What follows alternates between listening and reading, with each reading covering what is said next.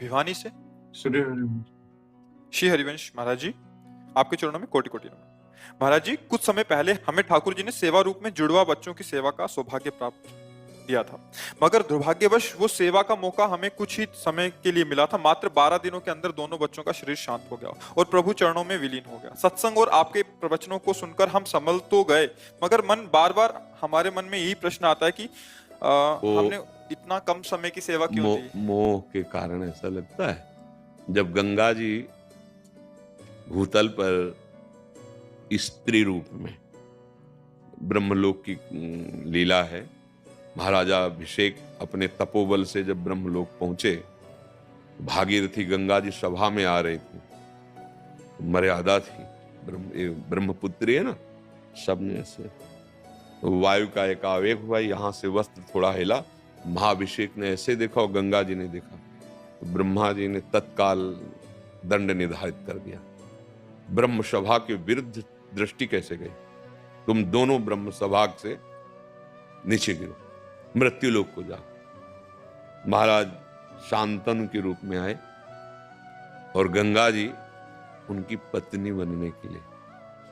तो उस समय नंदिनी गाय वशिष्ठ जी के आश्रम में थी, बड़ी प्रभावशाली थी, जो चाहे प्राप्त हो जाए, उसका दूध जो पिए अमर हो जाए, बड़ा महिमा। तो अष्टवसु हैं देवताओं से भी श्रेष्ठ, तो उनमें से उनकी एक पत्नी ने कहा, मृत्यु लोक की एक राजकुमारी मेरी मित्र है, अगर मैं नंदिनी गाय का अपहरण कर लूं, इसका दूध पिला दूं तो अमर हो जाएगी। तो जैसे हम वसु अमर हैं, ऐसे वो अमर हो जाएगी, तो मेरी दोस्त अमर हो जाएगी। उन्होंने मना किया कि बहुत बड़े ऋषि के आश्रम की गाय हो, अगर ऐसा करेंगे तो अपराध बन जाएगा। पर त्रिया हठ भी होता है अपना। अब वो समस्या का समाधान कुछ भी हो, अब मुझे गाय चाहिए, तो अष्टवसुओं ने फिर उस गाय का अपहरण किया। और जब आए वशिष्ठ जी ध्यान से बाहर और आश्रम में देखा कि नंदिनी नहीं, तो ध्यान के द्वारा ही देखा कि अष्टवसु, अरे ये देवताओं से श्रेष्ठ होकर ऐसी निम्न क्रिया कैसे कर सकते हैं? गाय की चोरी, और उस गाय से भविष्यान्न के द्वारा यज्ञ आदि बहुत होता है, ये ऐसा क्यों, मतलब दंडनीय अपराध। अब वो तो अंतर्ध्यान विद्या और सब विद्याओं में प्रवीण थे, वशिष्ठ जी सामने प्रकट हो गए, अब सबका सर नीचा हो गया। उनका ऐसा क्यों कर रहे थे? उन्होंने कहा कि इनकी प्रेरणा थी कि ऐसा है, तुमने चोरी किया, अपराध किया, जाओ मृत्यु लोक को प्राप्त। मृत्यु लोक जानते, कोई सौभाग्य का विषय नहीं, दंड मिला उनको। तब सब चरणों में गिरे कि मैं जाऊं पर जल्दी वापस आ जाऊं। तो जिनकी पत्नी थी उन वसु को कहा कि तुम जल्दी वापस नहीं आओगे, शेष वापस आ जाएंगे, तुम वो वहीं रहो। तो उन्होंने एक कृपा और कर दो, हमें ब्याह ना हुआ, हमारा आजीवन हम अखंड ब्रह्मचारी है, वही भीष्म जी के रूप में। तो जो बच्चा पैदा होता, गंगा जी उठा के सीधे गंगा जी में फेंक देती, और शर्त रखा था कि बोलोगे नहीं, पूछोगे नहीं, जिस दिन पूछ दोगे मैं आपको छोड़ के चली जाऊंगी। तो 7 को जन्म लेते ही तब शांतनु ने कहा, कौन है तू? अभी तक पूछा नहीं था, कौन है तू? ऐसी मां त्रिभुवन में मैंने नहीं देखी कि बच्चा होते ही फेंक दे। तू कौन है? अब इस बालक को छोड़। वह एकदम विकल हो गए उन्होंने। तो उन्होंने मुस्कुरा के कहा, अगर मैं पहले परिचय दे देती तो तुम हमारी तरफ देख भी नहीं पाते, मैं देवी गंगा हूं। हाथ जुड़ गए उनके, अरे जगत पावन कर ले, और शाप के वशीभूत होकर मैं आई हुई थी, और ये तुम्हारे जो पुत्र बने अष्टवसु हैं, अब इसको हम ले जाऊंगी, पर शास्त्र और शस्त्र दोनों से पारंगत करके तुम्हें दूंगी। उनको मैंने मुक्त कर दिया, क्योंकि उनको मुक्त होना। देखो वो बच्चे दोनों, वो जीव केवल उतने समय के लिए इस कष्टप्रद मृत्यु लोक में आए थे। आपको माता पिता का सौभाग्य इतने ही दिनों का था। अगर हम विवेकवान बने तो हर दुख से बच सकते हैं। हमारा अधिकार उतना ही है जितना उस जीव का प्रारब्ध है। अगर उसका प्रारब्ध क्षय हो गया तो मानो पढ़ा लिखा के 20-21 साल का किया और वो चला गया, उनको केवल इतना ही था मनुष्य योग। इसके बाद फिर आगे की यात्रा है। हम लोग थोड़ा अल्पज्ञ हैं, तो ये अपने वर्तमान के संबंध को और सुख को मान करके दुखी हो जाते हैं। यहां से जाना पड़ेगा, इसका नाम मृत्यु लोक है, और जितनी श्वासें उतनी ही केवल रहेंगी, इसके आगे नहीं रहेंगे। देखो जवान जवान शरीर छूट जाते हैं, नाचते गाते शरीर छूट जाते हैं। तो शरीर का अगर अवधि है कि हम रा बोल पाए तो धागे नहीं बोल पाएंगे। जितना उसी में ब्रेक लग जाएगी, चलो छोड़ो शरीर। अब इस सिद्धांत को हम लोग समझते नहीं है, इसलिए हमें फिर रोना आता है कि हमारी माताजी चले गए, हमारे पिताजी चले गए, या हमारे बच्चे चले गए, या हमारे भाई चले गए। भैया, ये नियत समय के लिए यहाँ आए हो, तुम्हारा बस कुछ नहीं चल पाएगा। कोई औषधि, किसी भी तरह का अनुष्ठान जीवन को नहीं बदल सकता। जितनी श्वासें उतनी ही रहेंगी। हाँ, उनको प्राणायाम के द्वारा रोक कर बढ़ाया जा सकता है, पर अभी तो बच्चे ही थे।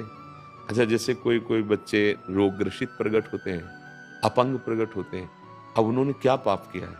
अभी तो आए हैं, लेकिन उनको शरीर मिला है अभी नया, पर उनका कर्म पूर्व जन्म का है। जो लोग नहीं समझते हो, भगवान को कोसते हैं कि बच्चा था, क्या अपराध किया था। वो बच्चा नहीं, वो पुरातन भगवान का अंश है। उसको नया कपड़ा मिला था, बस केवल 5 दिन, 10 दिन, 10 साल, 15 वर्ष, इतने वर्ष धारण को इसके बाद छोड़ दो। सरकारी आदमी, ऑफिस बदलती रहेंगी।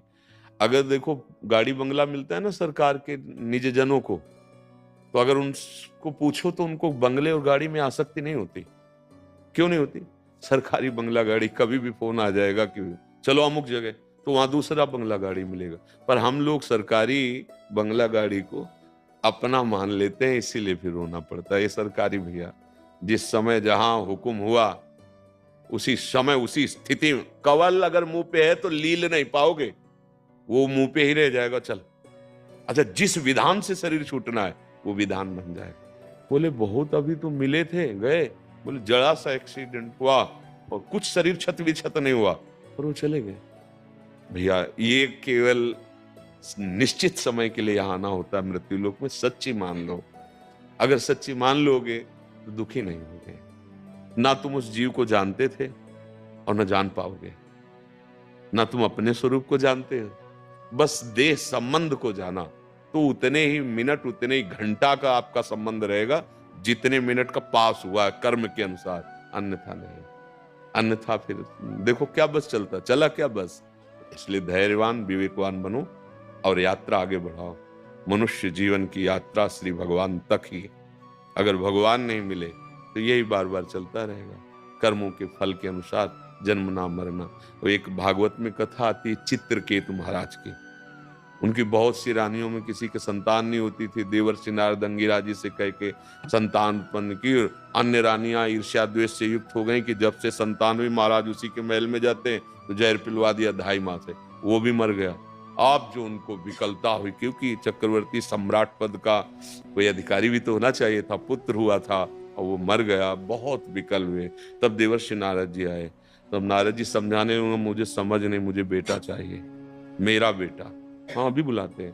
तो वो तो नारद जी भगवान के स्वरूप जीवात्मा को बुलाया और कहा, देख तुम्हारे पिताजी कितने विकल होते, जो उसने कड़वे वचन सुनाए। ये क्या हमारा बाप है? कितनी बार हमारी पत्नी बना, कितनी बार हम इसके बाप बने, कर्म के अनुसार ही चल रहा है। मेरा कोई नहीं है, मैं जहां जाना चाहता हूं तुरंत। अरे उन्होंने कहा कि अब मुझे पुत्र नहीं, समझ गए भाषा। देखो, ये एक तत्कालिक केवल संबंध है, स्टेशन वाला। गाड़ी आई अपनी अपनी, कोई किसी को पूछता नहीं, चल देता है। अगर बात समझ जाओ तो समझ जाओ, नहीं तो रोना ही रोना है, व्यर्थ का रोना है। कोई अपना नहीं, जाना है। हाँ, सबसे प्यार करो, भगवत भाव से करो। जितने दिन तुम्हें सेवा मिली, बहुत बढ़िया शब्दों का आपने प्रयोग किया, उतने दिन तक सेवा बनी। अब आगे दुख क्यों करते हो? अपना मान के दुख करते हो ना, वो आपके थे ही नहीं। ये शरीर भी आपका नहीं है, आपके बस में नहीं है। अपने आप अवस्था बदल रही, आप इसको रोक लो, नहीं रोक पाओगे। बाल्यावस्था से जवानी, जवानी से बुढ़ापा, बुढ़ापा से मृत्यु, ये एक सिस्टम है और एक नियत संख्या, नियत समय के लिए। इसलिए निश्चिंत हो जाना चाहिए। जो विधना ने लिख दिया, छठी राव के अंक, राय घटे न तिल बढ़े, रहुरे जीव निसंग। अच्छे आचरण कर लो, नाम जप कर लो, भगवत प्राप्ति कर लो, ये दिव्य है। बकाया सब जाना है यहाँ, और जब जाना होता है यहाँ से कुछ नहीं ले जाना होता। बड़ा आश्चर्य का खेल है यहाँ से। मतलब ऐसे देश में रह रहे हो कि यहाँ का कुछ नहीं ले जा पाओगे, चाहे जितना बैंक बैलेंस कर लो, चाहे जितना मित्रता फैला लो, चाहे जितने संबंध बना लो, जब जाओगे तो यहाँ का कुछ नहीं। शुभ अशुभ कर्म, वही भोग, वही बार बार जन्म मरण। एक चीज जाती, भगवान का नाम।